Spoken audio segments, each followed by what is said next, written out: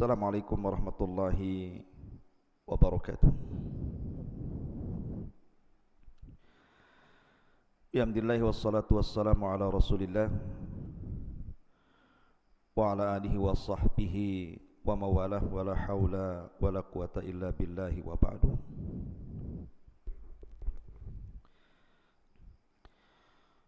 Kita sudah singgung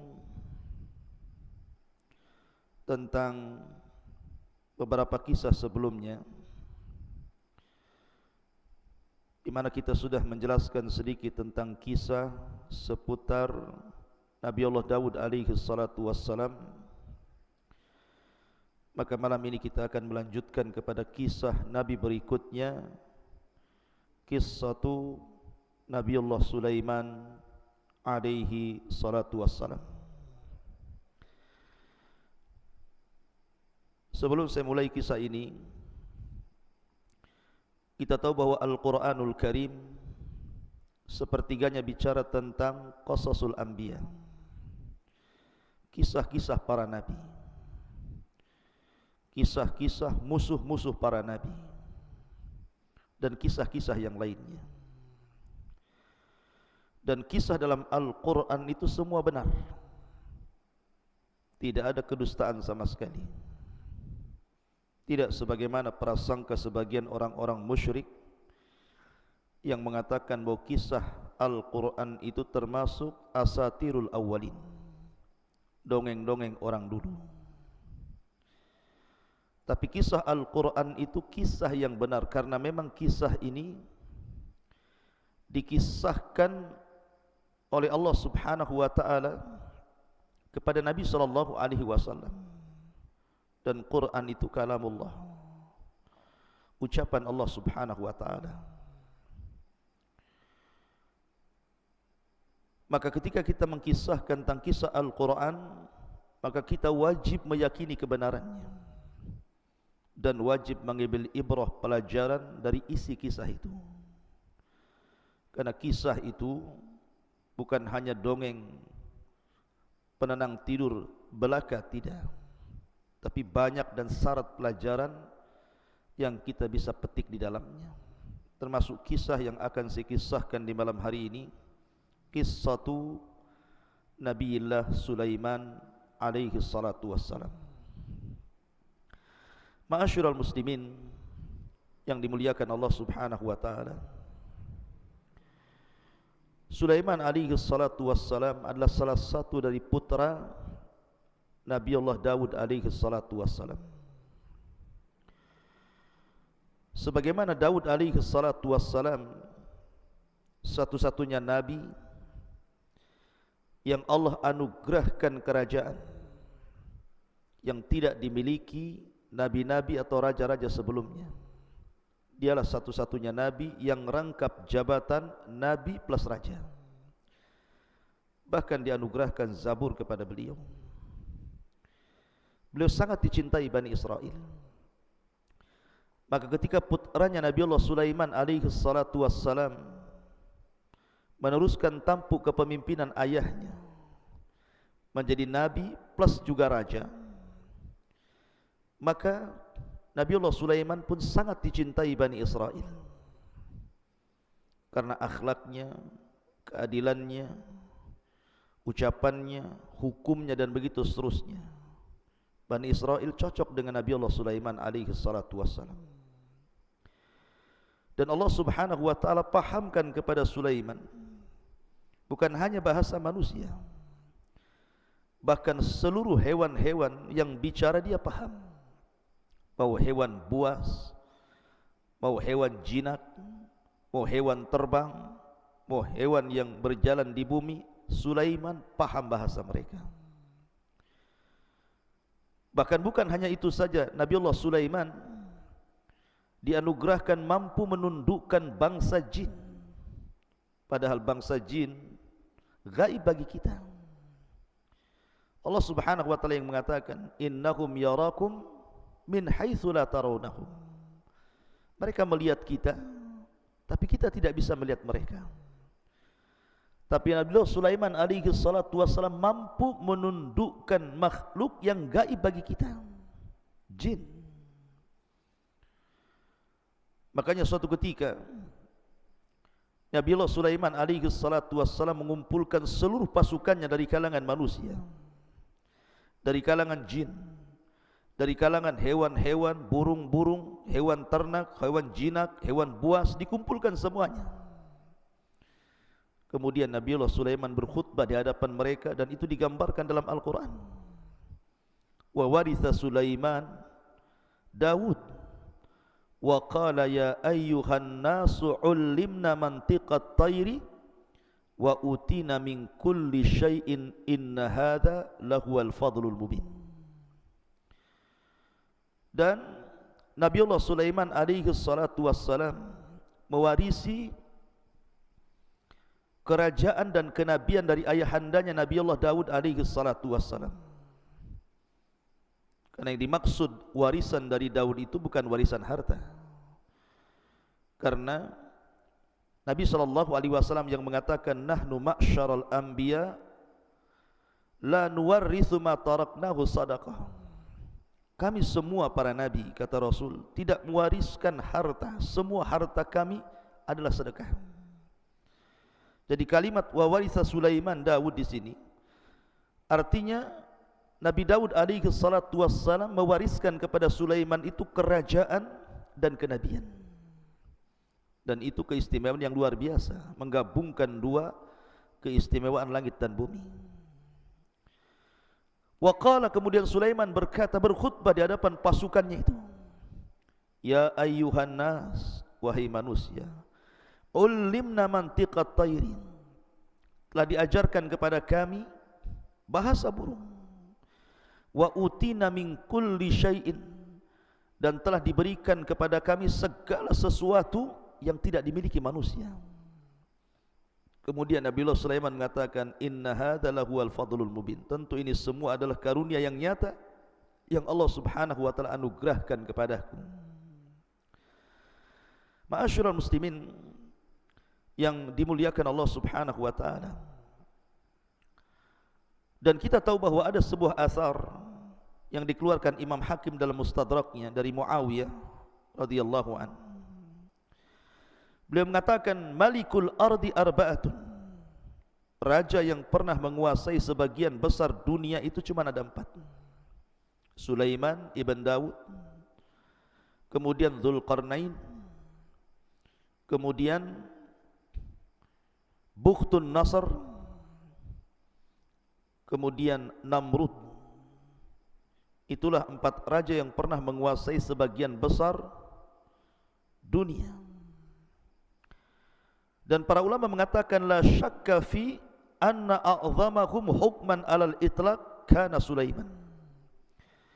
Dan dari 4 raja yang pernah menguasai sebagian besar dunia, yang paling besar kekuasaannya secara mutlak adalah Nabiullah Sulaiman alaihi salatu wassalam, dibandingkan Dzulqarnain ataupun Bukhtun Nasr ataupun Namrud di zaman Nabiullah Ibrahim alaihi salatu wassalam. Ma'asyiral muslimin yang dimuliakan Allah Subhanahu wa taala. Dan Nabiullah Sulaiman alaihi salatu wassalam itu punya aturan ketika mentertibkan tentara-tentaranya, maka dia memiliki aturan yang sangat ketat, luar biasa.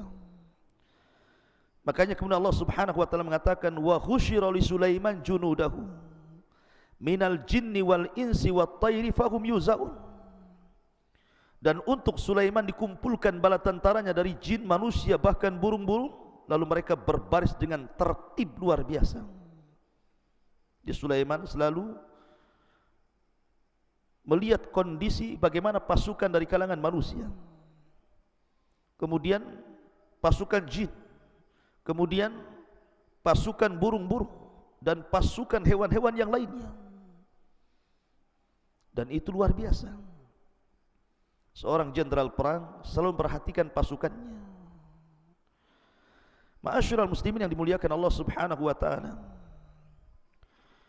Lah, kisah Nabiullah Sulaiman alaihi salatu wassalam di dalam Al-Qur'anul Karim ini cukup banyak, karena Allah Subhanahu wa taala menyebutkan kisah Sulaiman ini di beberapa ayat dalam Al-Quran, di beberapa surat dalam Al-Quran, bahkan belasan ayat menjelaskan tentang kisah Sulaiman alaihi salatu wassalam. Ma'asyiral muslimin yang dimuliakan Allah Azza wa Jalla, di antara kisah-kisah yang disebutkan di dalam Al-Quranul Karim adalah kisah Sulaiman alaihi salatu wassalam bersama seekor semut. Dan itu disebutkan di dalam suratul Naml. Allah Subhanahu wa taala berfirman, hatta idza atau ala wadin namlah qalat namlatun ya ayyuhan namlu udkhulu masakinakum la yakhtimannakum Sulaiman wa junuduhu wa hum la yash'urun.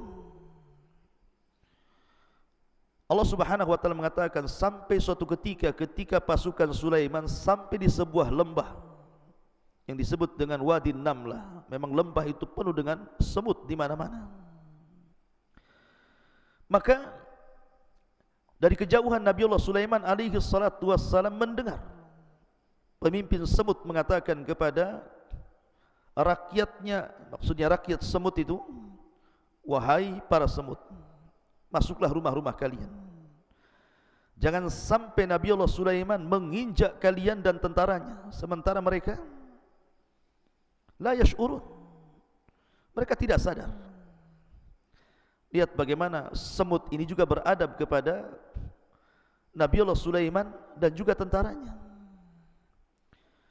Maka mendengar bagaimana semut ini sangat berakhlak dan beradab, tidak suudzon kepada Sulaiman dan pasukannya, dan mengatakan wahum la yash'urun, maka Sulaiman pun takjub dan kemudian tersenyum. Allah katakan fatabassama dhahikam min qauliha, maka Sulaiman pun tersenyum kepada ucapan sang raja semut kepada masyarakat semut itu.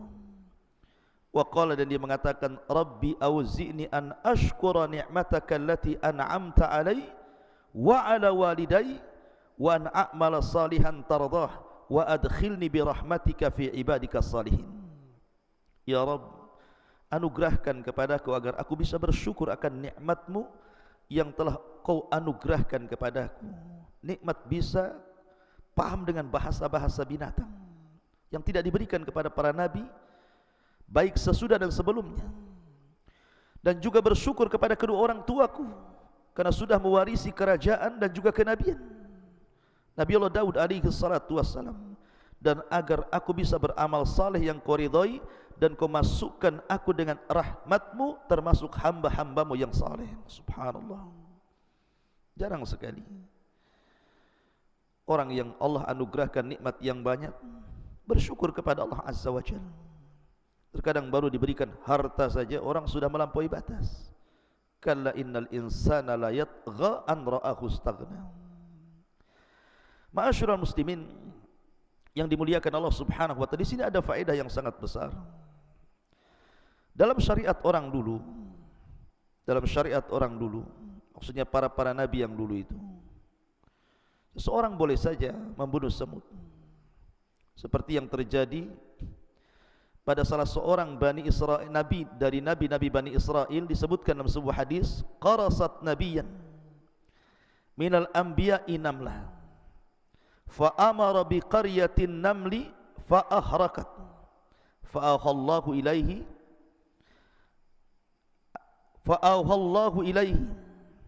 an qarasatka namlatun ahlakta ummatan minal umami tusabbih. Ada seorang nabi dari nabi-nabi Bani Israel digigit oleh seekor semut. Maka dia marah. Kemudian dia mengambil api dan hendak membakar satu penduduk semut dalam sarangnya. Maka Allah wahyukan kepada nabi tersebut dengan diturunkan malaikat, kemudian menegurnya, kenapa engkau akan membakar satu kampung semut sementara yang menyakiti hanya satu semut saja? Kalau itu yang kau lakukan, kau salah. Cukup bunuh yang menyakitimu. Dari sini kata para ulama, dalam syariat dulu membunuh semut itu boleh, tetapi yang menyakiti saja. Maksudnya membunuh dengan cara membakarnya. Tetapi dalam syariat kita, syariat Islam, tidak boleh kita ini membakar semut dengan api, karena Rasul mengatakan la yu'adzibu bin nar illa rabbun nar. Tidak boleh mengadab dengan api kecuali Rabb pemilik api, Allah Subhanahu wa taala. Ma'asyiral muslimin yang dimuliakan Allah Subhanahu wa taala. Jadi kisah ini disebutkan dalam Al-Qur'an. Bagaimana Nabiullah Sulaiman alaihi salatu wassalam paham dengan bahasa semut. Di sana ada kisah-kisah lain tentang kisah Nabiullah Sulaiman alaihi salatu wassalam dengan semut, tetapi kisah ini tentu sebagiannya adalah cerita-cerita Israiliyat. Cerita-cerita yang tidak tercantumkan dalam kitab-kitab induk Islam. Tapi Nabi SAW mengatakan dalam sebuah hadis, Nabi SAW, hadithu am bani Israel wala haraj. Tidak mengapa ceritakan tentang kisah Israiliyat selama tidak bertentangan dengan Al-Quran dan Sunnah. Tapi kalau bertentangan dengan Al-Quran dan Sunnah tidak perlu diceritakan. Maka sebagai pengetahuan saja kita akan ceritakan beberapa kisah tentang kisah Nabiullah Sulaiman dengan semut dalam beberapa kisah. Pertama, suatu ketika Nabiullah Sulaiman alaihi salatu wassalam duduk jalisan ala syatil bahri, duduk di tepi sungai. Tiba-tiba dia melihat semut membawa habbah qamhin. Semut ini membawa satu butir gandum. Tiba-tiba kemudian mengarah ke sungai tadi. Rupanya dalam sungai itu ada kodok, sudah menganga mulutnya. Tiba-tiba semut itu masuk ke mulut kodok itu. Kemudian kodok ini nyelam sampai ke dasar sungai. Nabiullah Sulaiman memperhatikan semut itu, takjub. Takjub sama sekali. Kok ada semut bawa sebiji gandum, kemudian masuk ke mulut kodok, kemudian kodoknya masuk ke dalam air. Kemudian setelah 1 jam Nabiullah Sulaiman perhatikan, tiba-tiba kodok itu muncul lagi. Kemudian menganga kembali, semutnya keluar dari mulut kodok itu. Maka Sulaiman pun kemudian menghampiri semut itu. Kemudian bertanya. Kata Nabiullah Sulaiman alaihi salatu wassalam kepada semut itu, dari mana kau pergi membawa satu butir gandum itu? Kau masuk ke mulut kodok, kemudian kau nyelam bersama kodok, kemudian kau muncul lagi ke permukaan. Maka dia mengatakan, ya Nabi Allah, inna fi qa'ril bahri alladhi tarah sakhratun mujawwafa wa fi jawfiha dudatun amya wa qad khalaqaha Allah Ta'ala hunalik. Wahai Nabiullah Sulaiman, di dasar sungai itu ada sebuah batu yang berongga di dalamnya. Di dasar batu itu ada dud, semacam ulat, dan dia buta, tidak bisa melihat dan tidak bisa memberikan rizki, tidak bisa mampu mencari rizki. Maka Allah Subhanahu wa ta'ala wahyukan kepadaku agar aku memberikan perantara rizkinya, karena dia tidak sanggup mencari rizki. Dan kodok itulah sebagai wasilah menghantarkan diriku untuk memberi makan ulat yang dalam dasar sungai itu. Dan alhamdulillah air itu tidak memadaratkan diriku, sampai aku mampu untuk memberi makan dud tersebut.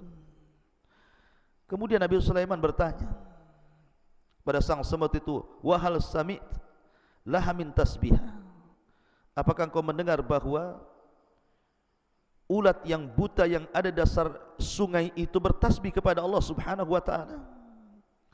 Maka sang semut mengatakan, ya.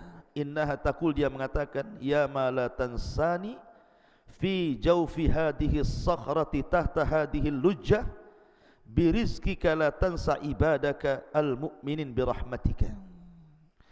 Maka dia mengatakan, wahai zat yang tidak pernah melupakan diriku, yang berada di rongga batu di bawah sungai ini, berikan rizki kepadaku dengan rahmatmu.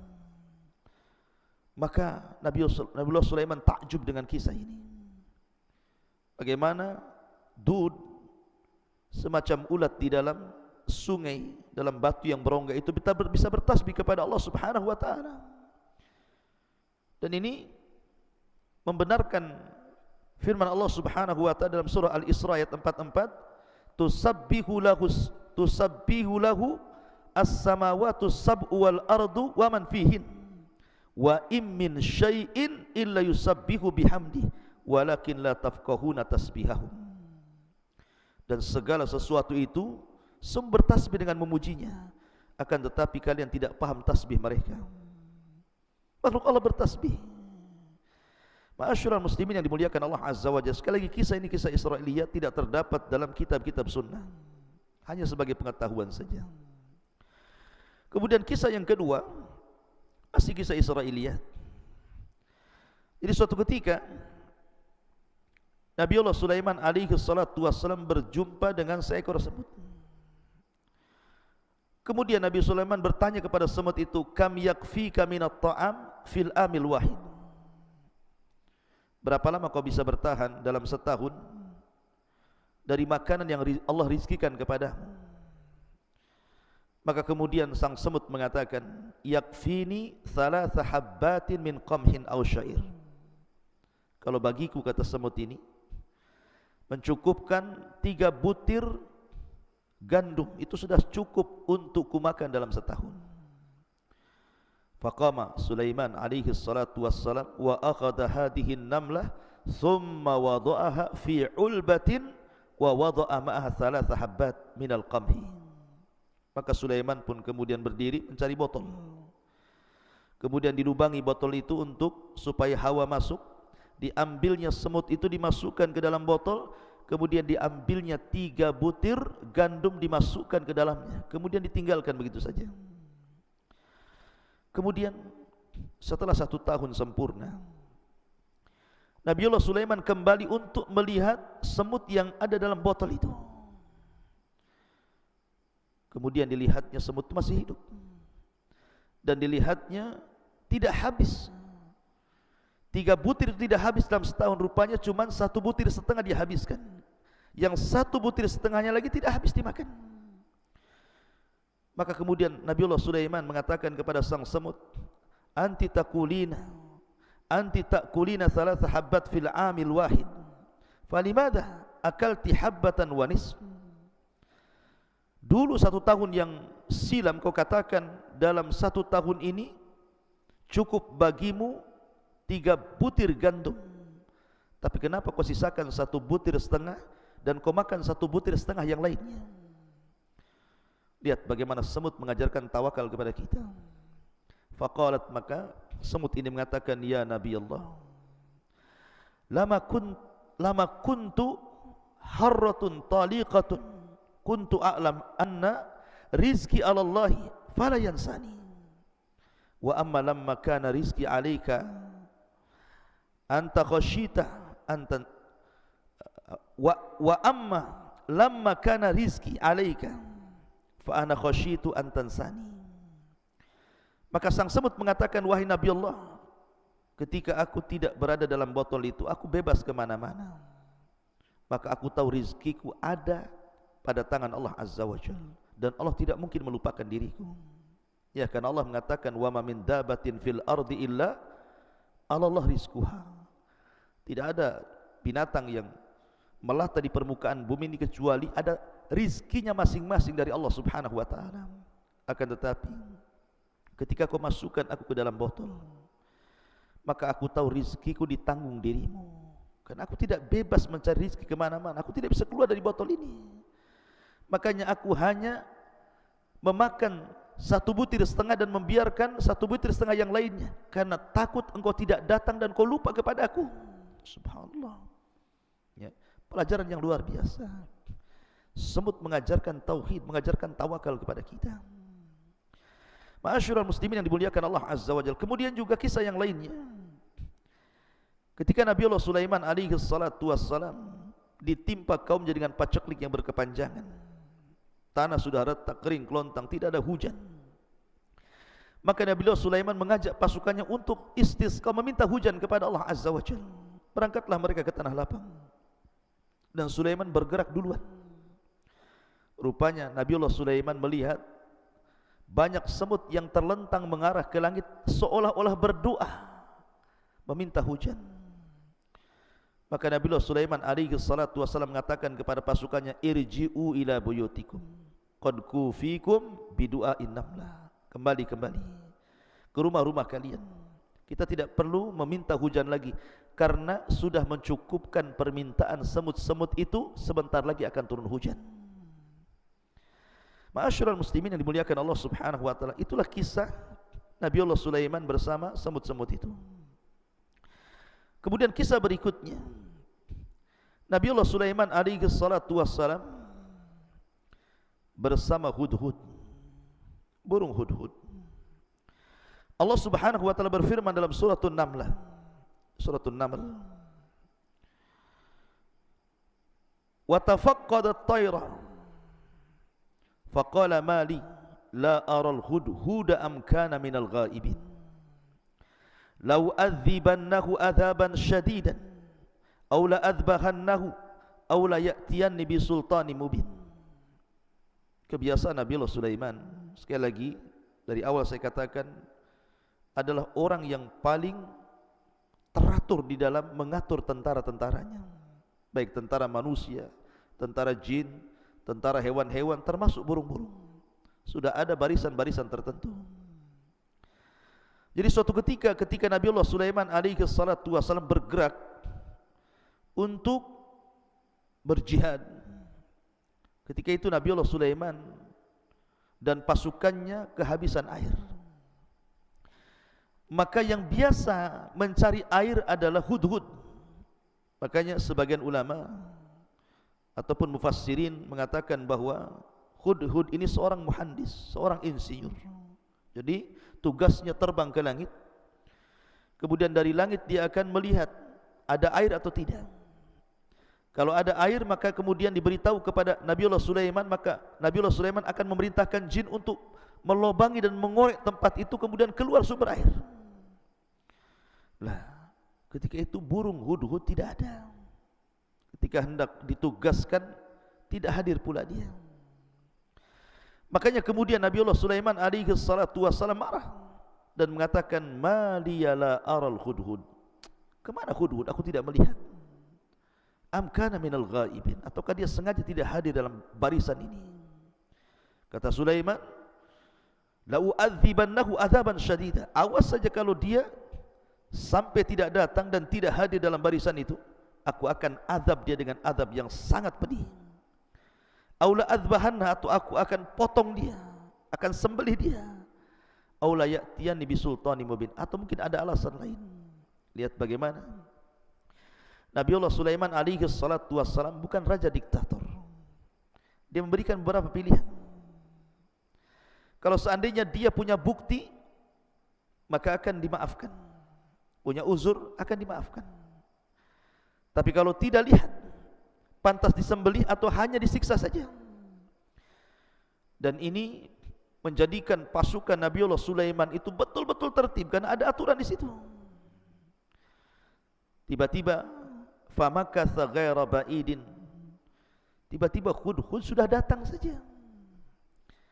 Kemudian hudhud mengatakan, ahattu bima lam tuhit bihi wa ji'tuka min saba'in binaba'il yakin. Dia mengatakan, ya Nabiullah Sulaiman, aku mengetahui pengetahuan yang kau tidak ketahui, dan aku baru saja datang dari sebuah negeri Saba dengan berita yang sangat meyakinkan. Bayangkan, negeri Saba itu di mana? Di Yaman. Sementara Nabiullah Sulaiman dan pasukannya ada di Palestina. Menunjukkan bahwa Allah anugerahkan kepada hudhud ini mampu terbang dengan cepat. Tentu hudhud di zaman Sulaiman berbeda dengan hudhud di zaman sekarang. Mampu dia terbang ke dari Palestina ke Yaman, balik lagi ke Palestina. Kemudian dia bercerita apa yang ia lihat dari kerajaan itu. Inni wajadtu imra'atan tamlikuhum wa utiyat min kulli syai'in walaha arsun azim. Wahai Nabiullah Sulaiman, aku mendapati raja negeri Saba ini bukan laki-laki tapi perempuan, dan diberikan segala sesuatu, dan dia memiliki singgasana yang sangat besar. Akan tetapi wajadtuha wa qaumaha yasjuduna lisyamsi min dunillah. Tapi sayang, aku melihat kaumnya, mereka tidak menyembah Allah, mereka menyembah matahari. wa zayyana lahumus syaitan a'malahum, dan syaitan telah menghiasi amal-amal mereka, fasaddahum anis sabil fahum la yahtadun, sehingga terputus dari jalan Allah dan mereka tidak dapat hidayah. Ma'asyiral muslimin yang dimuliakan Allah Subhanahu wa taala, akhirnya Nabi Sulaiman pun diceritakan tentang apa yang dilihat Hudhud terhadap raja atau Malikus Saba, Raja Balqis yang menguasai kerajaan Saba. Tetapi Nabiullah Sulaiman alaihi salatu wassalam tidak langsung membenarkan kabar itu. Maka dia mengatakan, qala sanangdur asadaqta am kunta minal kadhibin. Tunggu dulu, kabar kamu ini benar atau salah? Lihat bagaimana Sulaiman hendak tabayun. Kau ini membawa berita benar atau berita dusta? Kemudian Allah Subhanahu wa taala mengatakan, idhhab bi kitabi hadza fa'alqihi ilaihim thumma tawalli anhum fa'ndur madza yarji'un. Sudah gini saja, bawa suratku kepada negeri Saba itu, kau hantarkan suratku kepada mereka, kemudian kau lihat-lihat kira-kira apa balasannya. Akhirnya kemudian setelah kemudian Nabiullah Sulaiman alaihi salatu wassalam menulis surat kemudian memberikan kepada Hudhud. Kemudian di antara isi surat itu, innahu min Sulaiman wa innahu bismillahirrahmanirrahim. Surat ini dari Sulaiman dengan menyebut nama Allah yang Maha Penyayang lagi Maha Pengasih. Alla ta'lu alayya wa'tuni muslimin. Jangan sampai kalian sombong kepadaku dan datanglah kepadaku dalam kondisi menyerahkan diri. Maka burung Hudhud ini pun membawa surat itu, akhirnya kemudian dijatuhkan di kerajaan Saba. Ma'asyiral muslimin yang dimuliakan Allah Azza wa Jalla, ketika surat itu sampai di kerajaan Saba dan diterima oleh ratunya, Ratu Balqis, maka Ratu Balqis membaca surat itu. Kemudian dia pun mengumpulkan para pembesarnya. Qalat ya ayyuhal mala'u aftuni fi amri ma kuntu qati'atan amran hatta tashhadun. Wahai para pembesar, berilah aku pertimbangan dalam perkaraku ini. Aku tidak pernah memutuskan sebuah perkara sebelum kalian hadir dalam majlisku. Kemudian datanglah para pembesar kerajaan Saba ini, dipimpin rapat Ratu Balqis secara langsung. Kemudian dibacakan surat daripada Nabiullah Sulaiman alaihi salatu wassalam. Tapi apa yang terjadi? Qalu, mereka mengatakan, nahnu ulu quwwatin wa ulu ba'shin syadid wal amru ilaiki fangdhuri madza ta'murin. Kita ini memiliki kekuatan besar, keberanian yang luar biasa untuk berperang.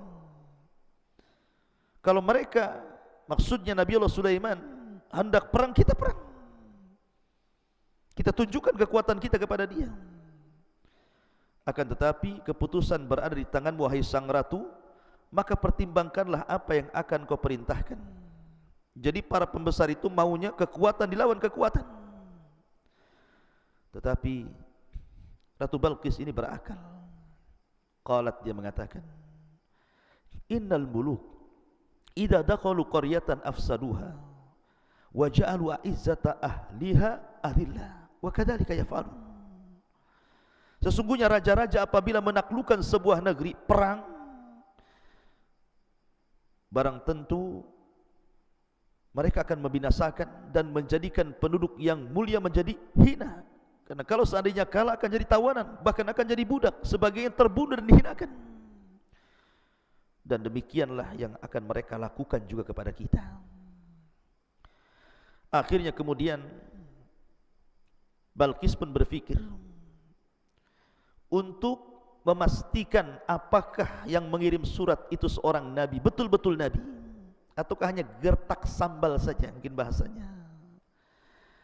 Kemudian dia mulai berfikir sampai mengatakan, wa inni mursilatun ilaihim bihadiyatin fanadhiratun bima yarji'ul mursalun.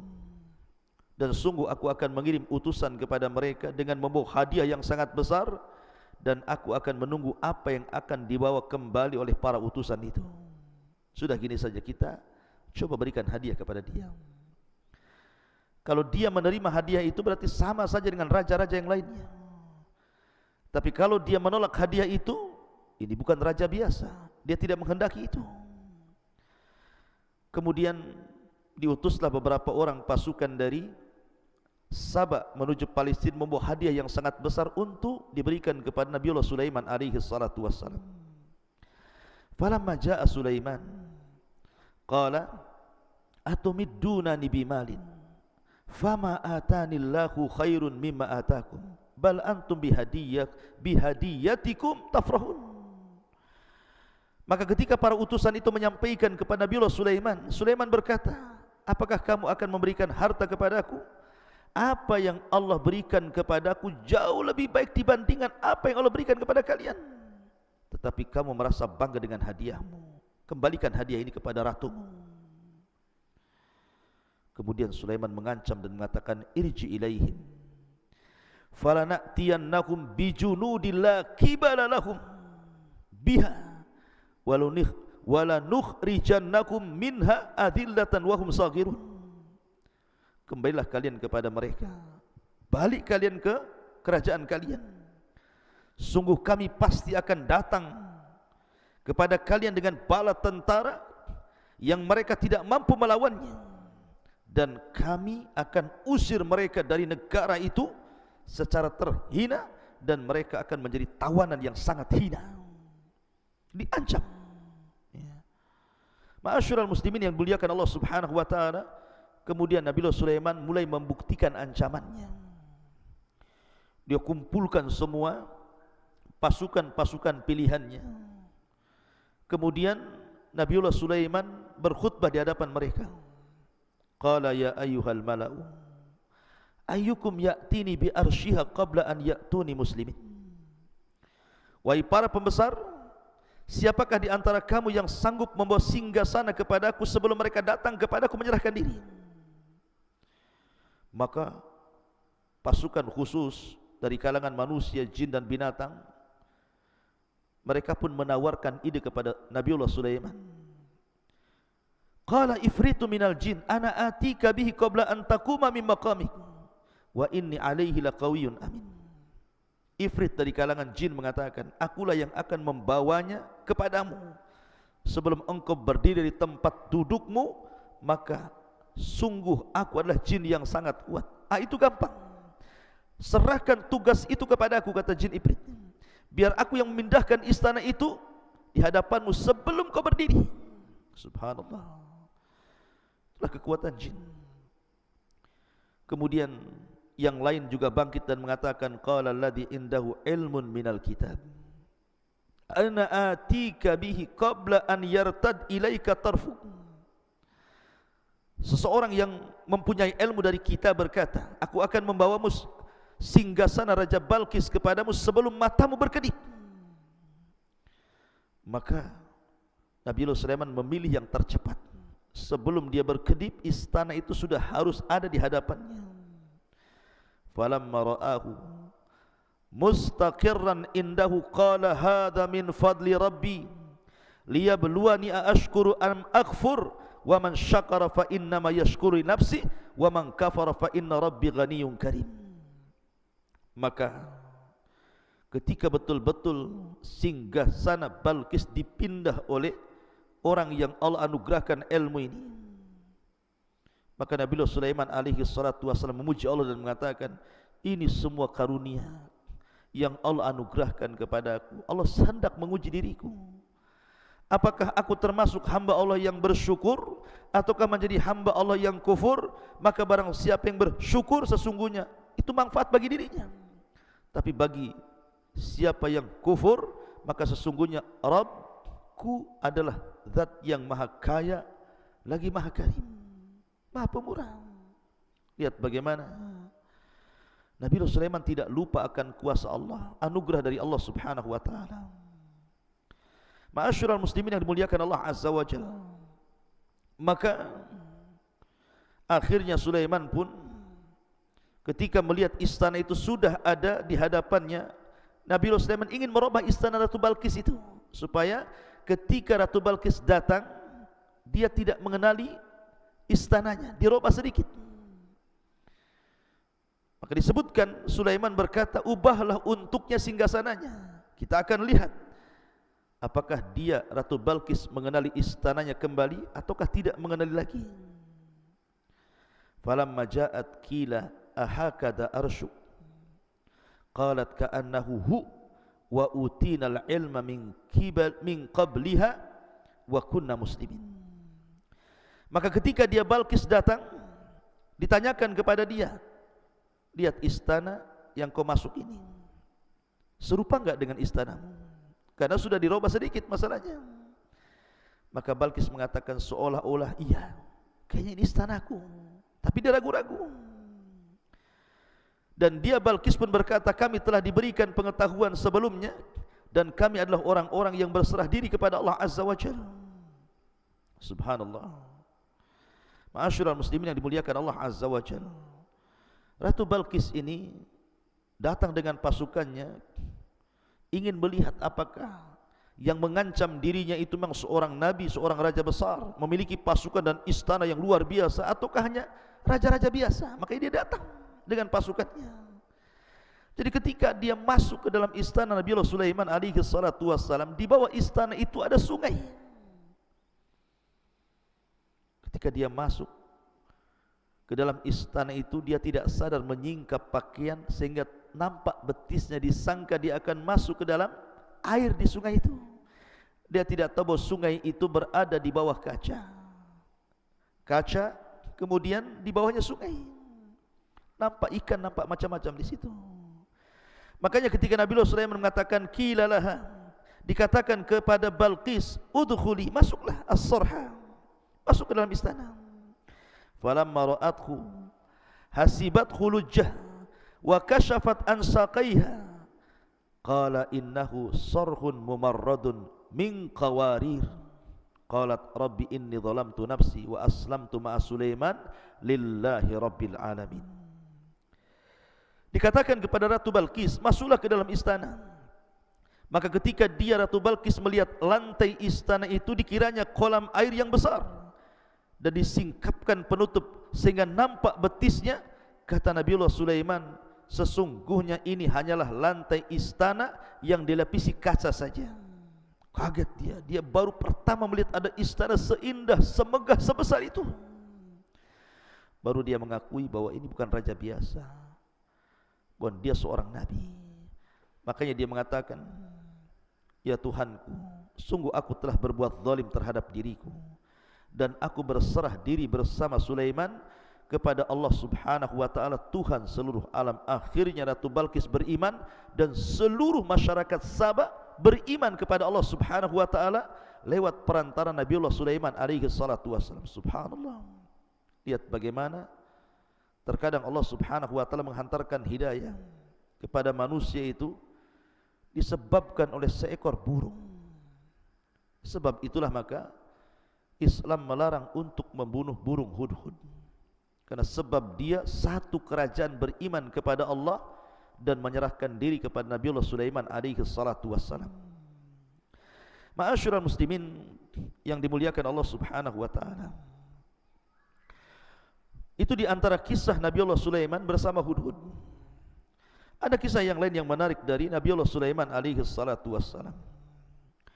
Disebutkan dalam sebuah suratus Sad ayat 30 sampai 35 beberapa kisah juga tentang Nabiullah Sulaiman alaihi salatu wassalam.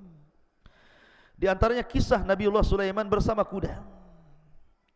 Allah Subhanahu wa taala berfirman, wa wahabna li Daud Sulaiman ni'mal abdu innahu awwab id uridu alaihi bil asyi as-safinatul jiyad qala faqala inni ahbabtu hubbal khair an dzikri rabbi hatta tawarat bil hijab rudduha alayya fatafiqa massan bis su'i wal a'naq. Allah Subhanahu wa taala berfirman, dan kepada Nabi Daud kami karuniakan anak bernama Sulaiman. Dia adalah sebaik-baik hamba, sungguh dia sangat taat kepada Allah Azza wa Jalla. Tentu seorang orang tua dianugerahkan anak yang saleh, luar biasa bahagianya. Ingatlah ketika pada suatu sore dipertunjukkan kepada Sulaiman kuda-kuda yang jinak tetapi sangat cepat larinya. Maka dia berkata, sesungguhnya aku menyukai segala yang baik dari kuda itu, yang membuat aku ingat akan kebesaran Tuhanku, sampai dia tidak sadar matahari mulai terbenam. Maka Sulaiman pun kemudian marah kepada kuda-kuda yang sudah melalaikan dia dari solat. Bawalah semua kuda-kuda itu kepadaku. Lalu dia mengusap-usap kaki dan leher kuda tersebut. Ada sebagian ahli tafsir mengatakan bahwa Nabiullah Sulaiman alaihi salatu wasallam dicintakan dengan kuda karena dia memang suka berjihad, berperang. Maka dia suka dengan kuda-kudanya Sulaiman itu banyak, ribuan. Ya. Karena itu bagian daripada pasukannya. Jadi suatu sore Nabi Sulaiman sedang membariskan kuda-kuda itu. Karena kesukaan dia kepada kuda yang baik gitu ya. Dia bariskan kuda-kuda itu, tidak sadar kalau seandainya ketika dia membariskan kuda-kuda itu kemudian mengusap satu persatu, merapihkannya, rupanya dia dilupakan dari solat di waktu petang, solat sebelum terbenam matahari. Ketika kemudian matahari terbenam diingatkan bahwa dia belum solat. Akhirnya dia marah sama kuda-kuda itu. Kemudian dia meminta agar kuda-kuda itu didekatkan kepadanya dan dia sembelih semua kudanya. Karena disebabkan sudah melalaikan dia dari solat sebelum terbenam matahari. Subhanallah. Bagaimana Nabiullah Sulaiman alaihi salatu wassalam tidak mau ada hal-hal yang menyebabkan lalainya dia beribadah kepada Allah Azza wa Jalla. Banyak di antara kita sudah tahu perkara itu melalaikan, masih juga kita lakukan. Sudah tahu pekerjaan itu bisa melalaikan dari zikir kepada Allah, masih juga kita kerjakan. Tapi lihat, ini pelajaran besar dari Nabiullah Sulaiman alaihi salatu wassalam. Karena kuda-kuda itu, walaupun Sulaiman sangat cinta dengan kuda-kuda itu, karena melalaikan dari ibadah kepada Allah, disembelih semuanya, disedekahkan kepada fuqara wal masakin. Dari sini akhirnya Allah Subhanahu wa ta'ala gantikan kepada Sulaiman yang jauh lebih baik daripada kuda-kuda itu. Apa? Allah tundukkan angin kepadanya. Jadi biasanya dia menunggang kuda yang sangat cepat gitu ya. Akhirnya Allah ganti dengan menunggang angin sehingga dia bisa merintahkan angin itu kemana saja dia sukai. Makanya kemudian Nabi Sulaiman alaihi salatu wassalam setelah menyembelih kuda-kudanya dan dia tidak punya tunggangan lagi karena semua disembelih dan disedekahkan kepada fuqara wal masakin, sebagai gantinya Allah tundukkan angin sebagai kendaraannya.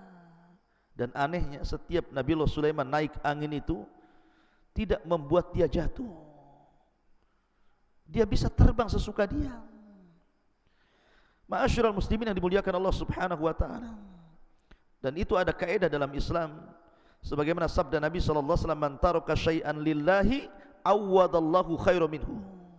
Barang siapa yang meninggalkan sesuatu karena Allah, maka Allah ganti sesuatu itu yang jauh lebih baik lagi. Subhanallah. Ma'asyiral muslimin yang dimuliakan Allah Subhanahu wa ta'ala. Itulah kisah Nabiullah Sulaiman bersama kuda. Tetapi sebagaimana manusia yang lain, Sulaiman juga terfitnah. Dia manusia sama dengan kita, tetapi Allah anugerahkan kepada dia kelebihan berupa kerajaan dan kenabian.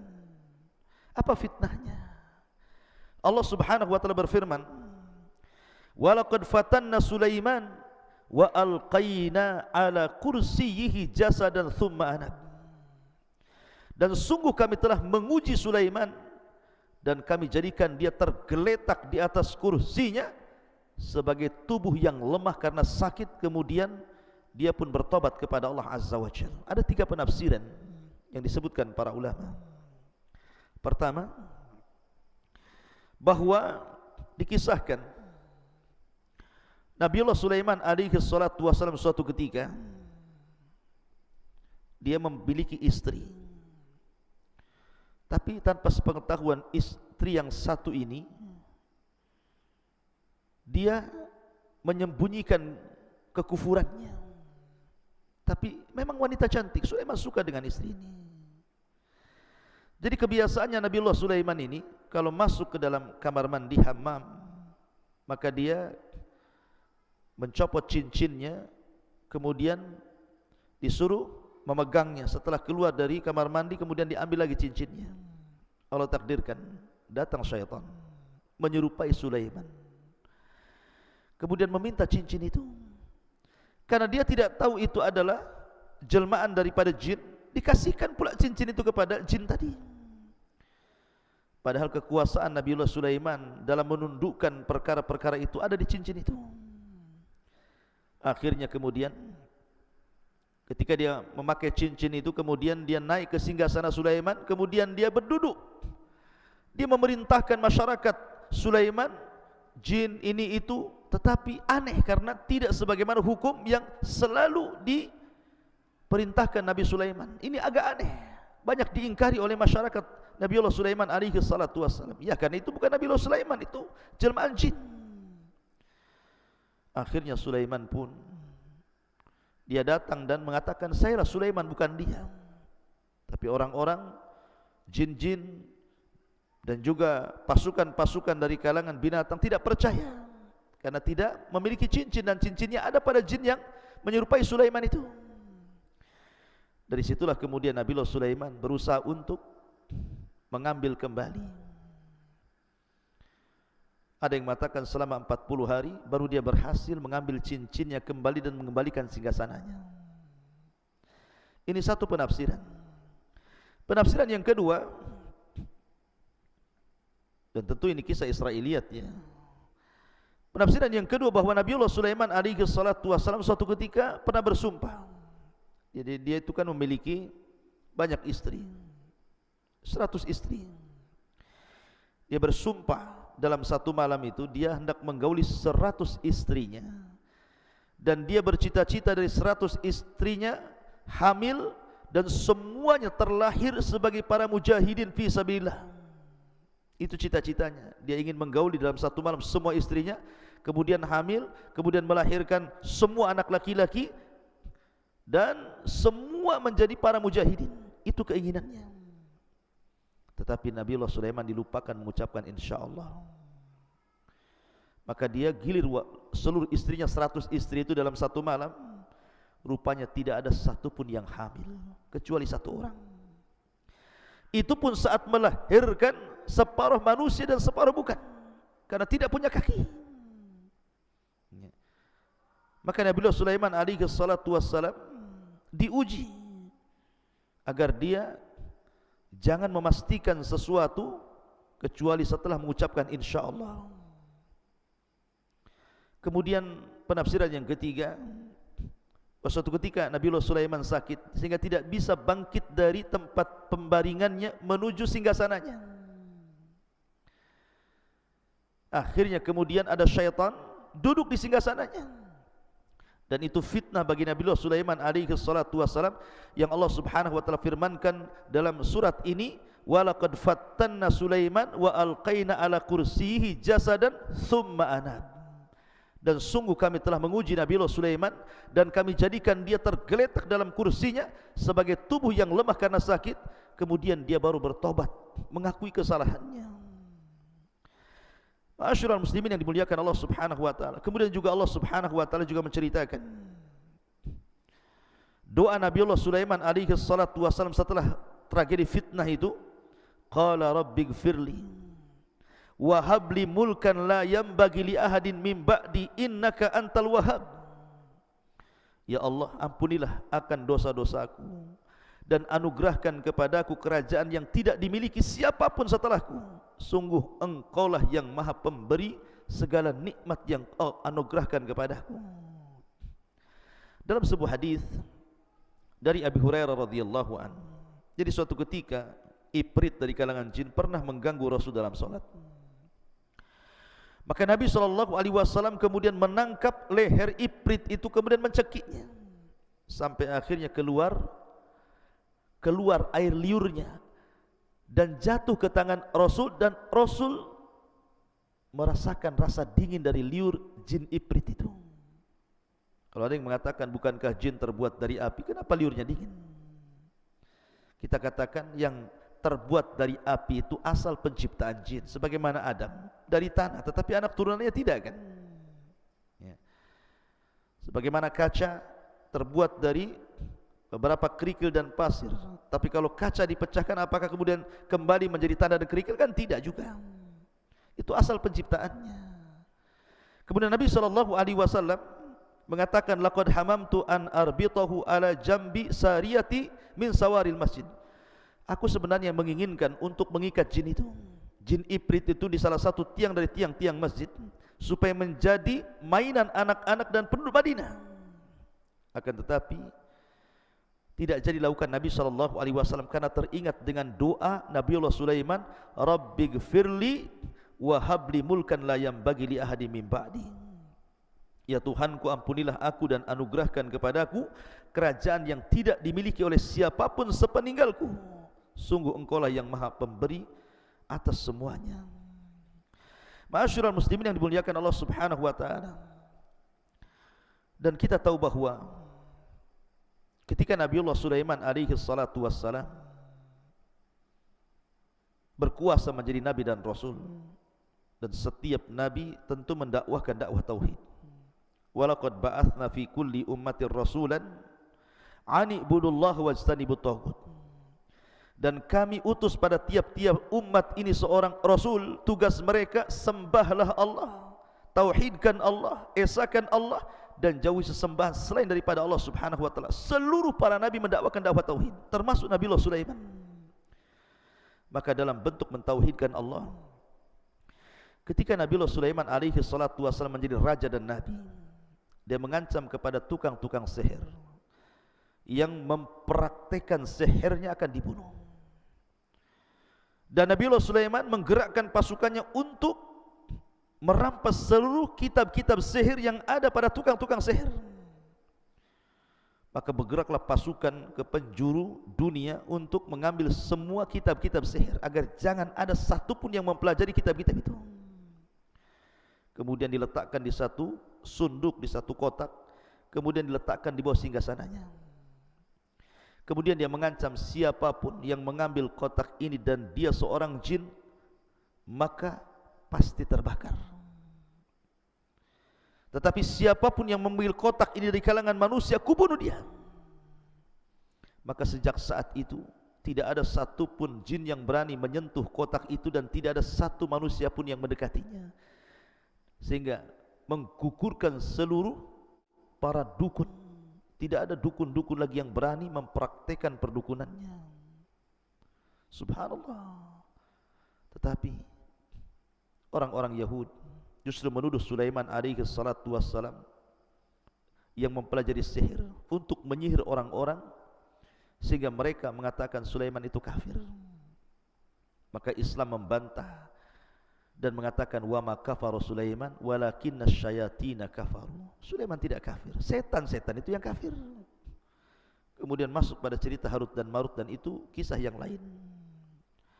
Ma'asyiral muslimin yang dimuliakan Allah Azza wa Jalla. Lah, Nabiullah Sulaiman alaihi salatu wassalam itu adalah orang yang pertama kali membangun Masjidil Aqsa. Masjid di dunia ini yang mulia hanya 3, Masjidil Haram, Masjid Nabawi, dan Masjidil Aqsa. Lah, yang pertama dibangun Masjidil Haram oleh Ibrahim alaihi salatu wassalam. Kemudian yang kedua Masjidil Aqsa dibangun oleh Nabiullah Sulaiman alaihi salatu wassalam. Dan yang ketiga Masjid Nabawi dibangun oleh Rasul kita Muhammad sallallahu alaihi wasallam. Tetapi secara keutamaan tentu Masjidil Haram lebih utama dibandingkan Masjid An-Nabawi. Masjid Nabawi lebih utama dibandingkan Masjid Al-Aqsa, karena kita lihat dari segi pahala orang yang sholat di dalamnya. Siapa yang sholat 1 kali sholat di Masjidil Haram sama dengan 100.000 kali sholat di masjid-masjid yang lainnya. Siapa yang sholat di Masjid Nabawi sama dengan 500 atau 1.000 kali sholat dibandingkan di masjid-masjid yang lainnya. Dan sholat di Masjidil Aqsa sama dengan 500 kali sholat dibandingkan di masjid-masjid yang lainnya.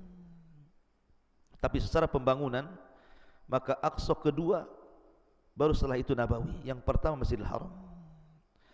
Nah, setelah kemudian Nabi Sulaiman membangun Masjidil Aqsa yang disebut dengan Haikal Sulaiman, yang sekarang dicari-cari Haikal ini bangunan yang asal yang pernah dibangun Sulaiman oleh orang-orang Yahudi Israel. Karena ada sebuah keyakinan, kalau seandainya Haikal Sulaiman, bangunan asli Masjidil Aqsa, kemudian sudah tampak pondasinya, kemudian dirobohkan Masjidil Aqsa dalam pelebarannya, kemudian dikembalikan kepada Haikal yang asli, maka orang-orang Yahudi meyakini akan datang penolong bagi mereka. Itu keyakinan mereka, dan ini keyakinan batil. Intinya bahwa Nabi Sulaiman membangun Masjid Al-Aqsa. Kemudian setelah itu dia pun meminta kepada Allah Subhanahu wa taala 3 perkara. Sa'alallahu hukman yusadifu hukmahu. Pertama, Nabi Sulaiman meminta hukum yang selaras dengan hukum Allah Subhanahu wa taala. Maka diberikan permintaan pertama. Kemudian yang kedua, sa'alallah mulkan la yanbaghi li ahadin min ba'di. Dia meminta sebuah kerajaan yang tidak dimiliki siapapun sepeninggalnya, dan Allah kabulkan. Kemudian yang ketiga, Nabiullah Sulaiman alaihi salatu wassalam meminta juga alla ya'tiyahu ahadun la yanhazuhu illa as-salah, bahwa siapapun yang masuk ke Masjidil Aqsa tidak ada niat kecuali salat. An yukhrijahu min khati'atihi kayaumin waladathu ummuhu. Keluar dari masjid sudah hilang semua dosa-dosanya. Dan Rasul mengatakan wa arju an yakuna qad utiyahu tsalitsa, dan aku berharap Allah Subhanahu wa taala juga memberikan permintaan Nabiullah Sulaiman yang ketiga. Dan Rasul pernah salat di Masjidil Aqsa pada saat peristiwa Isra dan Mi'raj. Ma'asyiral muslimin yang dimuliakan Allah Subhanahu wa taala. Dan banyak kisah-kisah Nabiullah Sulaiman alaihi salatu wassalam. Kita masuk pada wafatnya. Jadi disebutkan di dalam Al-Quranul Karim bagaimana wafatnya Nabiullah Sulaiman alaihi salatu wassalam. Allah katakan, falamma qadayna alaihi al-maut ma dallahum ala mautihi illa dabatul ardi ta'kulu min sya'atahu. Falamma kharra tabayyanatil jin allau kanu ya'lamunal ghaiba ma labithu fil adzabil muhin. Maka tatkala kami putuskan akan kematian Sulaiman, tidak ada yang menunjukkan kematiannya kecuali rayap yang menggerogoti tongkatnya. Ketika Sulaiman kemudian tersungkur, jatuh, dan semua orang, jin, binatang tahu bahwa Sulaiman meninggal dunia, maka jin-jin itu kemudian mengatakan, seandainya mereka tahu yang gaib, tentu mereka tidak akan berada dalam adab yang sangat dihinakan. Kalau tahu Sulaiman meninggal, kami ngapain bekerja lagi, mungkin bahasa seperti itu untuk Nabi Sulaiman yang sudah mati. Jadi ada yang mengatakan bahwa Nabiullah Sulaiman alaihi salatu wassalam di akhir hayatnya selalu menyendiri di Baitul Maqdis yang sudah dibangunnya, dan beliau tidak pernah keluar dari mihrabnya berhari-hari. Bahkan ada yang mengatakan sampai 1 tahun tidak keluar dari mihrabnya. Dia hanya menyuruh orang untuk mengantar makanan dan terus sholat dan beribadah kepada Allah Subhanahu wa ta'ala. Ma'asyiral muslimin lah, pada hari pertama kemudian dia melihat di dalam Baitul Maqdis ini ada tumbuh pohon. Kemudian dia memandangi pohon tersebut dan berkata, siapa namamu? Jadi berkata kepada pohon, siapa namamu? Maka pohon itu mengatakan, namaku ini. Jauh pohon itu. Kemudian Nabi Sulaiman alaihi salatu wassalam mengatakan, melihat pohon yang lain, kamu siapa namanya dan apa fungsimu? Maka pohon ini mengatakan, aku namanya si ini dan fungsiku sebagai obat-obatan. Lalu pada akhirnya Nabi Sulaiman melihat satu pohon yang tumbuh. Kemudian ketika ditanya siapa namamu, dia mengatakan Khurubah. Khurubah itu artinya pohon perusak. Lalu Nabi Sulaiman bertanya, siapa namamu? Dia mengatakan, saya Khurubah, pohon yang akan merusak. Maka Sulaiman terkejut ketika menjawab, melihat jawaban pohon itu, dan dia mengatakan, apa maksudnya perusak? Maka dia mengatakan, aku tumbuh untuk merusak masjid ini dan juga akan merusak kekuasaanmu. Dari situ Sulaiman terkejut, kemudian mencabut pohon itu, kemudian menanam di dinding miliknya. Tiba-tiba kemudian Sulaiman masuk ke mihrab, berdiri salat dengan memegang tongkatnya. Rupanya di saat itulah Nabiullah Sulaiman didatangi malakul maut, kemudian dicabut nyawanya, sementara dia sedang memegang tongkatnya. Dan kita tahu seorang nabi itu kematiannya dijaga oleh Allah Azza wa Jalla, tidak mungkin dimakan bumi, sehingga jasadnya utuh seperti itu, memegang tongkat. Berhari-hari, berbulan-bulan, sampai genap 1 tahun, dimatakan 2 tahun, karena memang masjid itu masih berlantaikan tanah, tentu banyak rayap.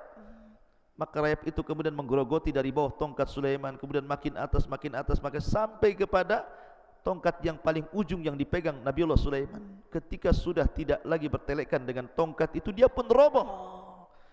Maka manusia tahu, jin tahu, hewan-hewan tahu bahwa Nabiullah Sulaiman alaihi salatu wassalam sudah meninggal dunia. Falamma qadayna alaihi al-maut ma dallahum ala mautihi illa dabatul ardh ta'kulu min sa'atahu. Maka tatkala kami putuskan kematian kepada Nabiullah Sulaiman, tidak ada yang menunjukkan akan kematiannya kecuali rayap-rayap bumi yang memakan tongkatnya. Subhanallah, dia meninggal saat solat dicabut rohnya. Begitulah pelajaran.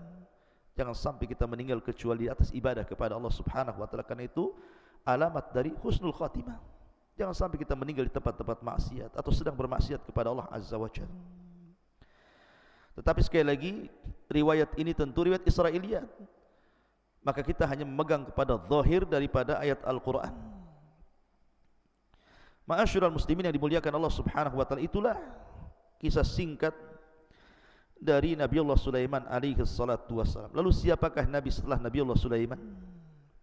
Bagaimana kondisi Bani Israel setelah wafatnya Sulaiman? Karena kita tahu bahwa jaya-jayanya Bani Israel itu ketika tampuk kepemimpinan dipegang oleh ayahnya Sulaiman, Daud alaihi salatu wassalam, dan yang paling kuat di zaman Nabiullah Sulaiman alaihi salatu wassalam. Apa yang terjadi setelah wafatnya Sulaiman?